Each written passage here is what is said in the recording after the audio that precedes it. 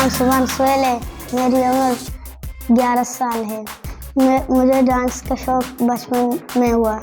मैंने टाइगर श्रॉफ की फिल्म देखकर वहाँ से सीखा। मेरे अब्बू अम्मी ने दोनों ने हौसला दिया।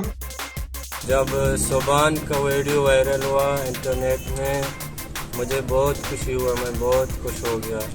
सोबान घर में वीडियो देखता था, टीवी देखता था, इसको ये शौक चढ़ा और टाइगर श्रॉफ का फिल्म देखता था। वो बोला मैं टाइगर श्रॉफ बनूंगा। मैं चाहता हूँ कि सोबान मुस्तकबिल में अच्छा डांसर बने। सुभान सोहेल जो है वो क्लास 3 का स्टूडेंट है और पढ़ाई में बहुत अच्छा है, पोजीशन होल्डर भी है। सुभान सोहेल जो है वो यहाँ पे हर वक्त प्रोग्राम जब होते थे तो वो हिस्सा लेता था प्रोग्राम में।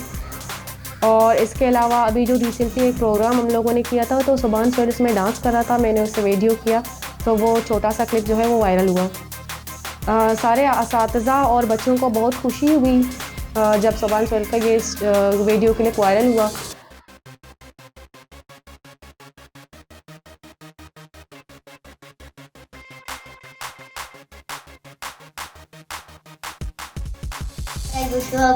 मैं बहुत खुश हूँ कि आपने कहा कि मैं आपसे मिलना चाहता हूँ।